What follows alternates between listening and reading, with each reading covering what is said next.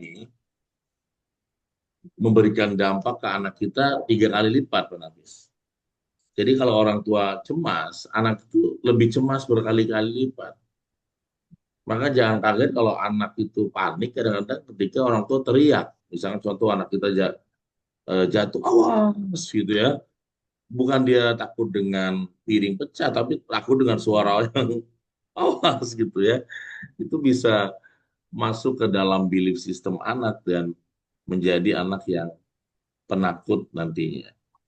Oleh karena itu, di kesempatan baik ini, seperti tema kita yang sudah dibahas ya, ada 5 ya, ada lima pola, 5 cara yang berhubungan dengan pendekatan self awareness. Ketika anak kita mudah cemas, kita mesti melakukan evaluasi diri apakah kemudian pantulan dari kita sebagai orang tua pada saat dia masih kecil, terutama masa-masa ketika masa emas ya, masa di mana anak usia 0 sampai 7 tahun, masa-masa di mana anak itu sebagai seorang raja, tapi rajanya dirusak, rajanya diacak-acak oleh orang tua yang merasa memiliki penuh anak itu adalah milik dia. Padahal bisa jadi ya kalau kita punya kesadaran bersama bahwa anak ini adalah amanah seperti hanya harta dan sebagainya, maka Khairil Gibran menyampaikan anak ini bagaikan busur, Pak Nafis. Jadi anak itu kita tarik ya busurnya, habis itu diapain? Dilepas. Ya harus dilepas. Jadi biarkan anak itu merantau, biarkan anak itu pesantren, biarkan dia dilepas, biar kemudian melesat, ya, melesat ke arah yang tepat. Nah, kalau kita nggak terlatih, anak kita nggak terlatih untuk belajar mandiri, nanti dia akan selalu tergantung. Maka ada istilah sekarang, istilahnya adalah strawberry, ya, era strawberry ke anak-anak ini. Bisa jadi orang tuanya pun strawberry parent, Pak Hafiz. Orang tua yang serba cemas. Jadi kecemasan anak ini nggak ujuk-ujuk. Ada pantulan-pantulan ada elektromagnetik yang ditimbulkan oleh orang tua itu sendiri. Ya. Maka ya, ada beberapa pertanyaan yang menjadi ya renungan besar buat kita pagi ini. Ya. Misalkan misalkan coba silakan boleh dijawab ya. Di sini jawabannya pakai chat aja ya, Pak Nafis. Ya. Jadi pertanyaannya adalah misalkan satu, apakah Anda suka bermuka masam di depan anak-anak? Nah, coba silakan jawab dulu ya. Kalau nggak jawab nggak dilanjutkan ya, Pak Nafis. Ini adalah kuis tes dari sindrom toxic parents. Apakah Anda suka bermuka masam di depan anak-anak? Ayo, ya, mana Ya. jawabannya? Enggak maksud jawabnya kayak chat biar Oh, ketahuan, chat. biar ketahuan Ayo. masih menyimak gitu loh. Nanti takutnya ya lagi depan Zoom tapi tidak repot kan ya. Eh, Jadi Pak. biar biar biar ketahuan ya, waktu biar ketahuan melek ya. Jadi silakan dibuka juga nggak apa-apa ya videonya ya. Oke, kita Pak Nafis bacain Pak Nafis. Nah, Pak Nafis yang baca deh. Belum, Jawaban itu belum ada masuk udah ada apa masuk. nih? Oh, nggak ada masuk kali. Oh, ada. Tapi Ada. jarang. Ini Tidak, enggak bacakan siapa tidak, namanya, tidak. nama jawabannya apa Pak Nafis? Namanya Oh, dulu. Ini dosen kita. namanya nama buka sana dari Hong Hmm, Kong. apa Tidak, jawabannya bukan sana? Oke, apalagi siapa lagi? tidak. Oh, Pak Sutina suka. Ah, Terus, kemudian Ibu si Khalifah pernah tapi jarang. Nah, ya nggak apa-apa ya. Silakan kan ini lalu hanya refleksi tidak, aja ya. tidak. Ah, Yang iya, lain Pak Ibu ini Nafis, yang belum belum tuh dipanggil. Takutnya lagi pulas. belum, ayo. Bu Mulyati, ini teman saya Bu, Pak apa ini, Bu Mulyati Hah? ini guru bahasa Inggris. Ibu Guru Mulyati ini apa? orang Ciputat, guru bahasa Inggris. Bu Mulyati Iya. ini rumahnya Ciputat di dekat UIN ya. Beliau ini guru bahasa Inggris dan juga punya yayasan foundation apa tuh yang Hmm. di Tangsel ya. Ya, ya, silakan. Mana Bu yang mana Pak Haji Asep, silakan Pak Haji. Nah, Iya. Jadi ada yang jawab tidak ya. Uh, pernah tapi jarang. Ya Bu Haja. Siti Khalifah ya. pernah Bu tapi Kasana jarang. juga. Bu Pernah Kasana tapi tidak. jarang. Eh, pernah tapi jarang. Pernah masam tapi jarang gitu ya. Kalau Pak Geser Nafis sekali ya. gimana? Pernah. Ya, pernah. Nah, tapi jarang juga sama. Pernah tapi jarang juga. Iya. Ya, tidak gas siapa nih ya, Bu? Tidak gas. Tidak gas. Nah, ini biasanya ibu muda nih ya, ibu milenial. Iya, tidak gas. Bukan itu tidak Gus. Oh, tidak gus. Gus ini Tidak gas. hai guys. Iya kan ibu milenial kan, guys. Guys, guys. Ya, ya. Jadi Ustadz dia mana Ustadz Diaudin? Ustadz Diaudin. Ya, Jawab belum jawab belum belum jawab itu. Ditanya MC. iya benar. Apakah Bapak pernah bermuka masam, Pak Jadi Dana? di dalam buku ini ada kuis ya, ada 12 pertanyaan. Salah satunya adalah satu, apakah Anda ya suka atau gemar berbuka masam di depan anak-anak? Nah, kalau jawabannya iya, maka anak-anak kita akan mengalami dampak dari wajah kita ini. Kenapa? Karena wajah kita ini kecepatannya kecepatan cahaya, melebihi kecepatan suara. Nanti silakan baca lebih dalam di buku yang ditulis oleh Bunda Dewi dan saya ya. Jadi teman-teman yang great, maka ya wajah ini kecepatannya cahaya. Allah sudah siapkan kita ini memang terbuat dari dua elemen dasar, satu tanah lempung, satu ruh dari Allah ini. Maka kalau kita pulang ke rumah, tiba-tiba kita jalannya munduk, Pak Nafis, jalannya lemes, maka di mata anak, orang tuanya sedang apa?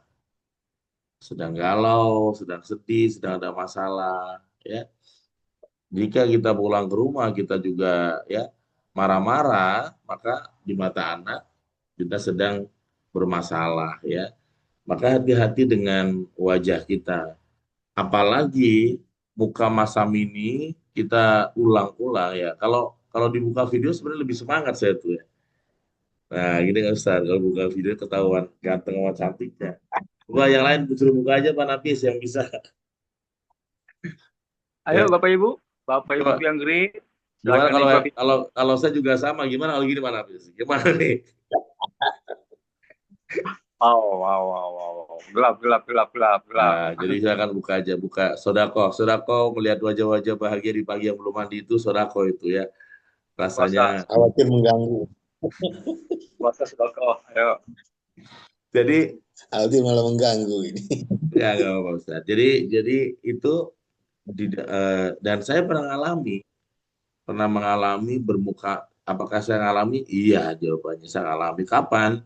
Ketika Zara dan Ziva pulang ke sekolah waktu kelas 2 SD, anak kembar saya yang satu dapat ranking 2, yang satu dapat ranking 11. Ketika melihat anak dapat ranking 2, saya wajahnya berbinar-binar, senang, dan ketika melihat kembarannya yang beda 2 menit, dapat rankingnya 11, wajah saya auranya aura kasihan. Ya. Marah dan kesal, spontan sebagai orang tua muda, dengan intonasi yang tinggi, Jiva, itu namanya Jiva. Bisa nggak sih kamu kayak kakak kamu,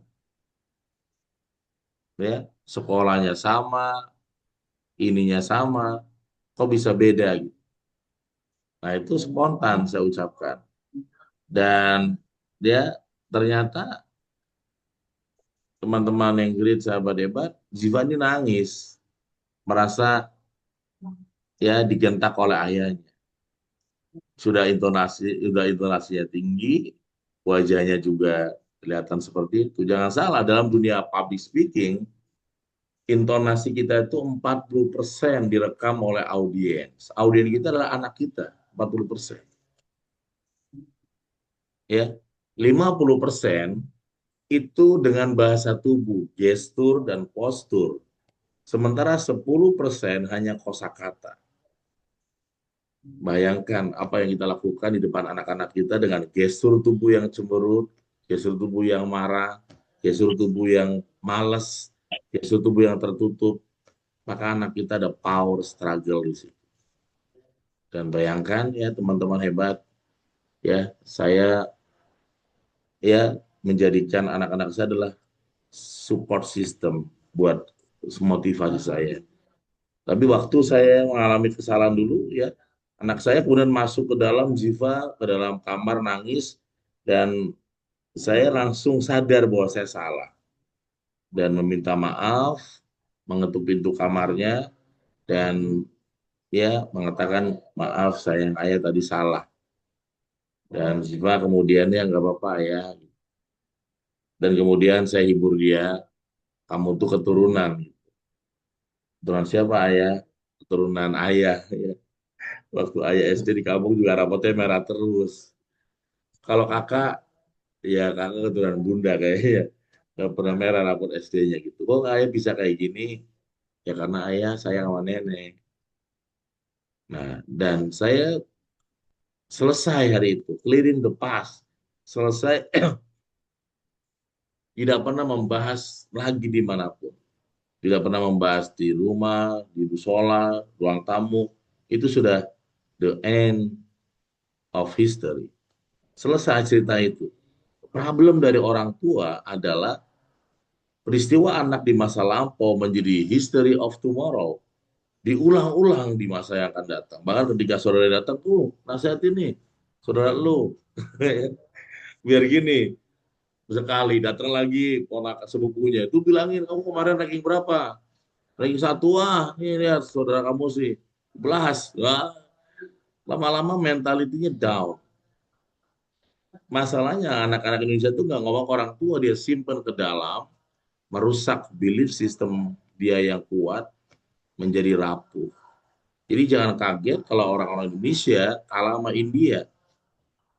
Jangan kaget kalau tiba-tiba Apple, Microsoft, kemudian ya semua perusahaan-perusahaan dunia itu nama-namanya India gitu. Karena ternyata mereka dibentuk percaya diri. Jadi ini menjadi hal yang sangat penting. Apa yang terjadi ketika Ziva berubah, ternyata kelas 6 nilainya malah paling besar daripada kakaknya. Dan yang menarik sekarang sama-sama sudah kuliah, satu di hukum, satu di UIN. Anak yang tadi saya contohkan itu, yang saya intonasi dengan marah, malah dapat beasiswa ya LPDB gitu. Nah itu contoh teman itu cerita flow-nya seperti itu. Bayangkan kalau kemudian saya ini tetap merasa benar sebagai orang tua dan anak yang salah gitu teman-teman. Jadi bermuka masam itu dampaknya luar biasa ya, dampaknya luar biasa. Maka ya coba di Ramadan ini kita latihan aja. Latihannya adalah yang sederhana ya, nggak usah mengubah dunia ya, tapi mengubahnya dengan bermukanya muka penuh cahaya. Ya, paling yang kaget adalah orang terdekat ya. Ada ibu-ibu di satu daerah yang biasanya sukanya mukanya masam, tiba-tiba senyum terus, Ustaz ya. Yang nangis anak paling besar mama, marah dong ma, kakak takut mama nanti meninggal ya. Karena selama ini mamanya suka marah tiba-tiba senyum terus ya. Teman-teman yang great, sahabat-sahabat hebat. Jadi di bulan Ramadan ini coba kita tarik lagi jiwa anak kita ya. Kita tarik mereka kita ambil kembali, raih kembali hidup mereka, ya, di on your time, miliki waktu mereka buat kita. Kalau enggak, mereka akan menjadi anak-anak yang menjadi milik mereka sendiri. Di rumah, satu rumah, tapi nggak mau ngumpul dengan orang tua. Di meja makan, mereka juga asik dengan handphone. Ya, di kamar, mereka sudah susah juga diketuk-ketuk. Apalagi kita punya konsep satu rumah, satu TV, satu kamar, satu TV, ada 5 kamar, 5 TV. Ya, saya pun nulis buku Pak Bas Rizal Koto, orang kaya yang satu hari 1 miliar, rumahnya besar sekali, tapi TV-nya cuma satu. Dia sengaja dia nggak mau banyak TV-nya. Kenapa? Biar mereka semuanya belajarnya di ruang tamu. Jadi kita kadang-kadang satu kamar sendiri karena sayang ke anak, pas mau apa-apa, tok tok turun nak, bukan nak, bukan nak, bukan nak.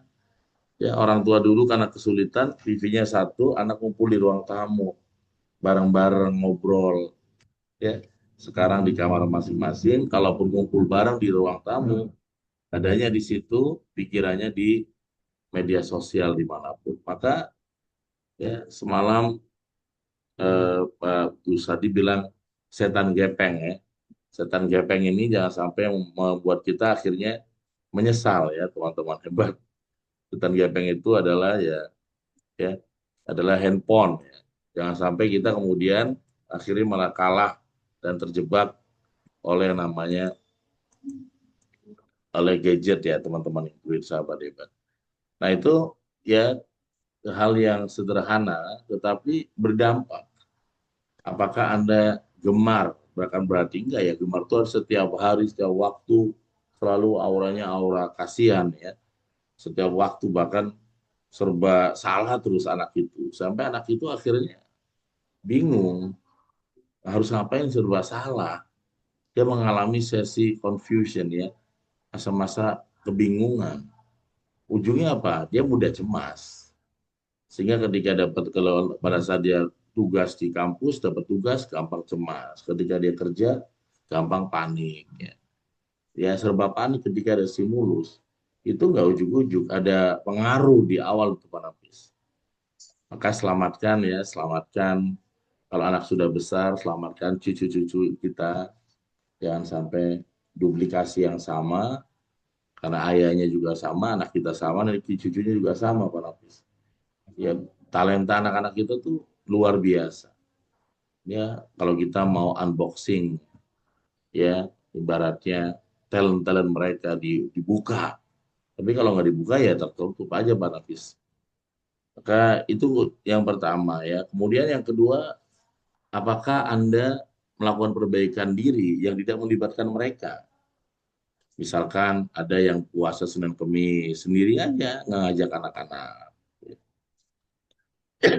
Ada yang olahraga nggak ngajak anak-anak gitu ya. Ada yang melakukan apa ya, oh ada kuliah lagi, nggak melibatkan anak-anak, pokoknya sendiri aja Pak Nafis, ya terpisah gitu. Itu juga bagian dari sindrom toxic ya parents di situ. Jadi dia sudah memisahkan diri dari awal, teman-teman yang great ya. Saya pernah Pak Nafis kejadian ke kembar itu dilarang ya main handphone dari maghrib sampai jam 9 malam. Oke, ayah siap. Pas saya nggak di rumah tiap hari, mereka pakai pakai handphone juga, Pak Nafis. Akhirnya saya sadar bahwa kayaknya bukan dari mereka deh. Apa yang harus lakukan ya, saya Deodin, apa yang lakukan? Saya bilang, mulai besok, ayah dan bunda nggak pakai handphone jam 6 sore sampai jam 9 malam. Ada yang mau ikut? Ikut ayah. Ternyata yang paling sulit bukan anak-anak. Ternyata siapa? Orang tua. Ya. Ternyata saya pun ternyata sudah adiktif dengan gadget. Kok ayah pegang handphone? Baca Yasin, baca surat ya. Baca Qurannya paling 5 menit, sisanya ngapain? Ya itulah godaan-godaan ya sahabat-sahabat yang great. Jadi nggak mudah. Maka semua perubahan di rumah itu dimulai dari leadernya. Siapa itu? Orang tua. Bagaimana anak-anak kita menyukai buku kalau orang tuanya pun nggak pernah baca buku depan anak-anak. Ya, saya sering mendukung, mendorong mereka anak-anak ini kan baca buku. Walaupun di kampung halaman di pelosok, tinggal di dekat sungai, kalau dia masih menyukai buku, masih punya masa depan, Pak Nafis. Tapi kalau kita kemudian sekarang, saya pakainya gadget aja, zaman now, ya mata kita ini terbatas kalau baca e-book atau PDF itu. Sampai hari ini Amazon.com saja di Amazon di Amerika malah membuka toko-toko offline. Itu menyadari bahwa manusia itu memang butuh sentuhan gitu, Ustaz Dedi. Butuh sentuhan nih, fisik dengan namanya buku tangan ini. Jadi ada sensasi ketika memegang buku, dibaca, ya, diprototin, dibandingkan sebatas teks yang ada di PDF. Teman-teman yang tweet, sahabat debat, ya. Itu para ya, nanti teman-teman yang great sahabat debat ya. Ini sayang ya waktunya ini jam 7 kita Ya. akan tutup ya. Mungkin kalau ada yang mau sharing dulu Pak Nafis, sebentar. 1 menit 2 menit saya tutup sebentar. Silakan kalau ada yang mau sharing atau bertanya, silakan Pak Nafis. Sebelum kita tutup dengan doa. Oke, baik Bapak Ibu. Silakan mungkin ada pertanyaan-pertanyaan kepada Bunda Dewi atau Ustadz Nakoy ya terkait ya hari ini ya tentang mencegah anak ya panik ya seperti itu.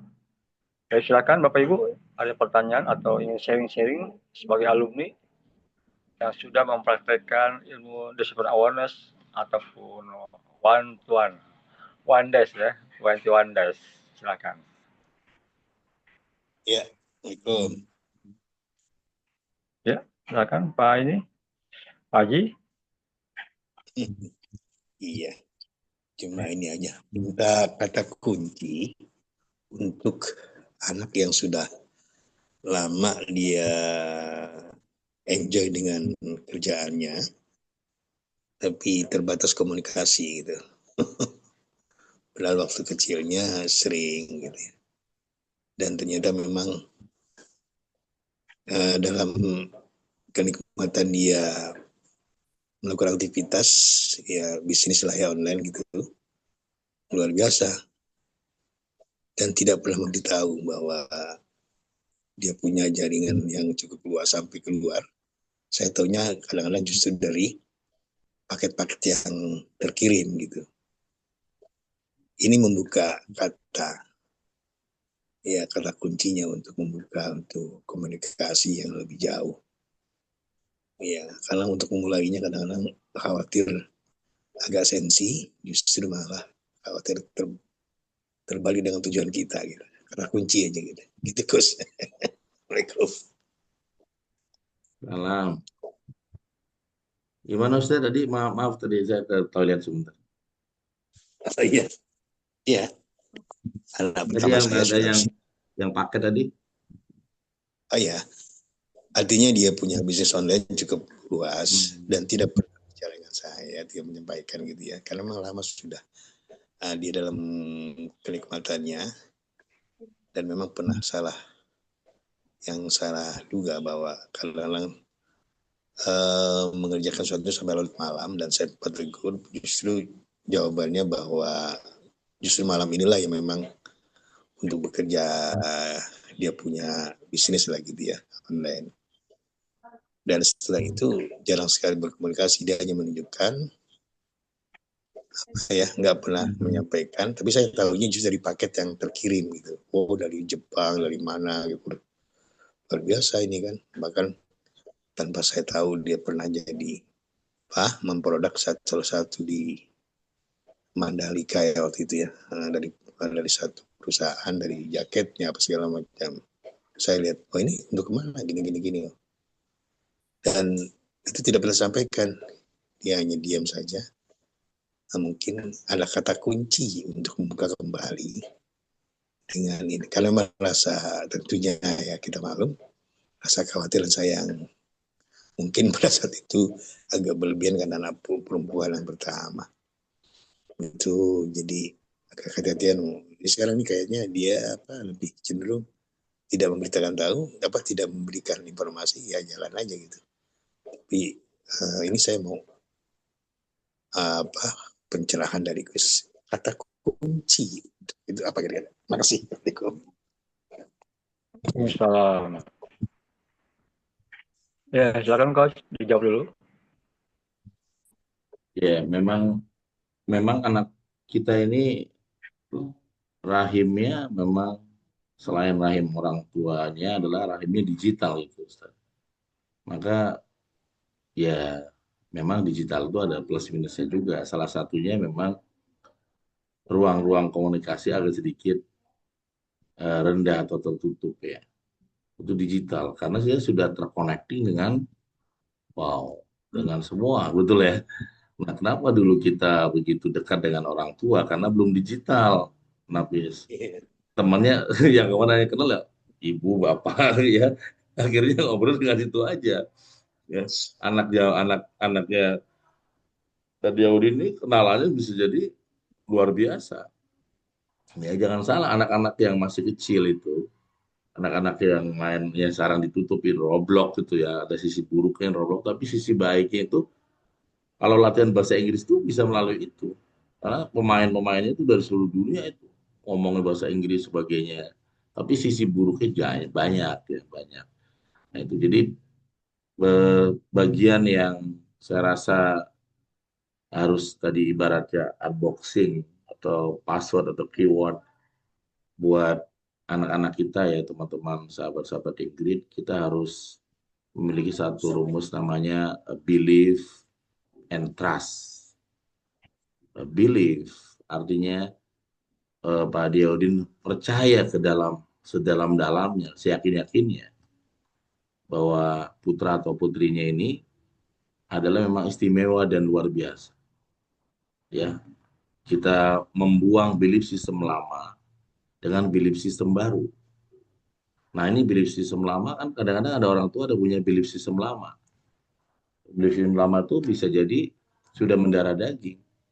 Belief system itu sesuatu mendarah daging. Misalkan orang bilang, saya itu kalau belum makan nasi masih lapar gitu, Panapis. Tadi kamu, saya lihat udah makan nih, ya baru makan mie, belum makan apa?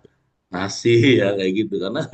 Karena belief systemnya ya harus makan nasi. Tadi saya lihat makan bubur 2 mangkok, ya baru bubur belum nendang. Nah itu belief system ya.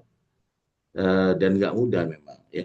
Jadi kita ternyata nasi mie itu ya karbohidrat sama dengan bubur dan sebagainya. Tapi karena belief system kita hanya nasi membuat kita kenyang, akhirnya tubuh ini meresponnya sama. Jadi kita mesti mencari ada nggak belief system lama yang akan diganti dengan belief system baru tentang anak kita gitu. Misalkan Ustaz Yadin belief system lamanya adalah anak saya apa, maka diganti menjadi anak saya yang terbarunya apa nih. Seperti itu. Nah itu juga penting ya. Belief ke dalam dulu, menukik ke dalam, baru trust keluar ya. Kalau kita sudah believe ke dalam ini, kalau kita jadi nggak ragu, nggak cemas, kita juga percaya, baru kita trust. Tapi kalau trust ke anak kita trust, tapi beliefnya kita belum, beliefnya masih belief yang lama, yang terjadi itu akhirnya apa? Ya selalu ada istilahnya parenting power struggle antara kita dengan anak. Bisa kayak letupan-letupan dari yang kecil sampai menjadi letupan besar gitu berlapis kayak meletus-letus kecil jadi gunung yang besar meletusnya gitu. Nah itu belief and trust. Jadi belief ke dalam dan trust keluar. Dua ini nggak bisa dipisahkan. Kalau kita belief saja, beliefnya benar ke dalam, tapi kita nggak trust kepada anak kita bahwa dia adalah pemegang masa depan, ya terjadi akhirnya Kita konflik karena mengontrol dan nggak ada lepasnya dia. Tapi kalau kemudian trust, kitanya nggak ada belief, ya akhirnya kayak percaya tapi kita juga masih kayak oleng ya, Masih. belum lurus ya. Maka belief and trust ini juga bagian penting dalam pembangunan kekuatan karakter anak-anak di atas rata-rata. Believe and trust. Oke. Gimana? Karena iya kayak apa kata kuncinya believe and trust ya. Iya dong. Ini yang paradigma lama nih karena kadang-kadang kita merasakan metode ini yang membawa saya berhasil. Ada lagi tuh. Iya. Iya, Ya. model lama. Baik terus ya, makasih ya. Apalagi orang tua yang kan banyak memang orang tua sekarang yang banyak alami satu keadaan istilahnya shock ya ketika anak-anak kita tuh nggak tertarik dengan tawaran orang tua. Ya, ada misalkan orang tuanya, kemarin saya ada di Purwakarta, orang tuanya punya bisnis mie, penapis. Mie-nya sehari hampir 200 mangkok sehari. Dua anak yang boro-boro tertarik. Anaknya pengennya apa? Satu desain grafis, dua komputer. Kata anaknya, emang itu kan bapak, kalau saya kan enggak. Ayah sedihnya luar biasa. Kayak nggak ada engagement di situ. Nah, ternyata dibangun engagementnya sekarang pas kita ngadakan pelatihan 1 hari family training itu. Sekarang anaknya satu megang Purwakarta, satu megang di Kerawang, yang namanya MXB. Itu true story juga ya. Jadi itu bisa terjadi juga kejadian nyata yang saya sering ketemu atau coaching family-family yang kadang-kadang usaha kerasnya itu tidak diturunkan kepada generasi berikutnya. Misalkan ada yang kayak beliau Ustadz ya, Pak Nafis, beliau ini PNS. Kadang-kadang anaknya malah nggak tertarik, banyak kayak gitu. Betul nggak Ustadz? Dia malah nggak ada manis-manis di mata dia. Nggak ada manis-manis. Ya, di mata buat zamannya Ustadz Yaudin PNS itu perjuangannya luar biasa. Masa depan orang tua bilang, kalau bisa jadi PNS ya nak, orang tuanya. Anak zaman sekarang boro-boro tertarik masuk. Ya, karena buat dia dengan selonjoran pun dia dapetin uang. Ya. Ya. Dengan waktu santai pun tanpa dimarah-marahin pun dia dapetin uang ya. Nah, itu Ya, hal-hal yang terjadi ya teman-teman hebat. Sehingga istilahnya itu setiap zaman ada orangnya, setiap orang ada zamannya. Maka sekarang ini sebagai penutup, Bapak Nafis di Seven Awareness ini ada dari mulai Hunter Age, Agricultural Age, Industrial Age, IT Age, sekarang masuk ke Wisdom Age. Jadi ya teman-teman hebat, setelah teknologi digital, abad yang baru dimasuki adalah Wisdom Age, ya, abad kearifan. Maka bagaimana caranya? Bagaimana caranya menyampaikan kebenaran kepada anak, tetapi tidak menyakiti hati anak. Nah itulah disebut dengan Wisdom Age, ya kayak gitu ya. Kalau Industrial Age ya ngomong-ngomong aja, mau dia salah, mau dia nggak bener ya, itu Industrial Age. Kalau IT Age, nasihatinya nggak berani langsung, ngomong langsung, males, pakainya apa? Voice ya, atau pakai WA. Itu berarti orang tuanya ya IT Age ya. Kalau ngasih orang anaknya pakainya IT. Kalau ngomong ke pasangan pakainya WA ya. Kalau ngomong langsung terjadi power struggle ya.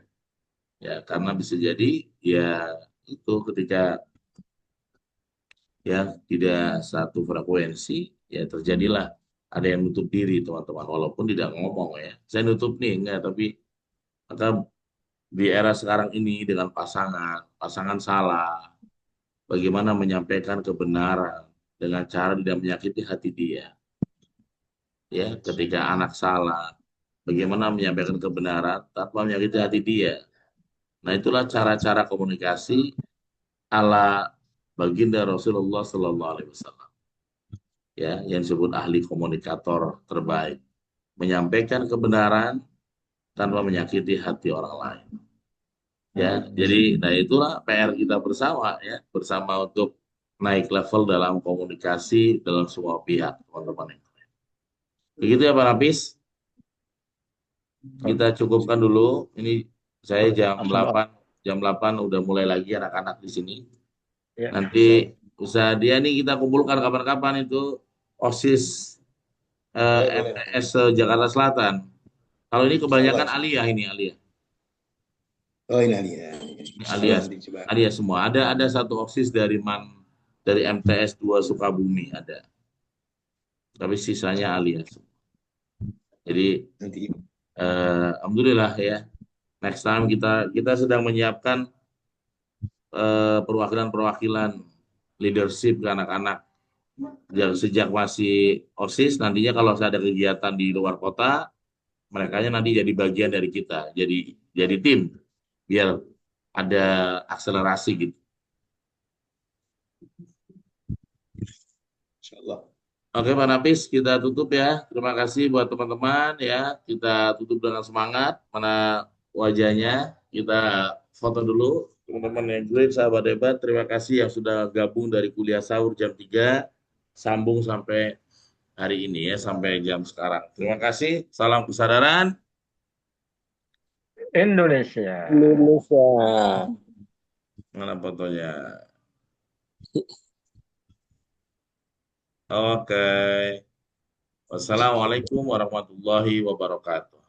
Waalaikumsalam warahmatullahi Terima kasih Ustadz Ako yang sudah memberikan ilmunya dan juga Bunda Dewi. Semoga ilmunya bermanfaat untuk kita semua. Baik, Bapak Ibu sekalian, mari kita sama-sama membaca hamdalah. Alhamdulillah. Assalamualaikum warahmatullahi Waalaikumsalam warahmatullahi wabarakatuh. Terima kasih semuanya, Bunda Aida. Sama-sama. Ini Bunda Aida. Nifa. Iya, Bunda Aida nih. Kabar, Master. Kita akan menggerakkan GENUSA, Gerakan Peduli Nusantara. Amin, insyaallah. Bidang pendidikan. S1 dorong S2, S2 dorong S3 ya. Insyaallah. S3 Sehat dorong selalu ya. Amin. Siap. S3 dorong profesor nih, Pak Ustadz. Ya, amin. Amin. Terima kasih, sampai ketemu lagi. Iya, sama-sama.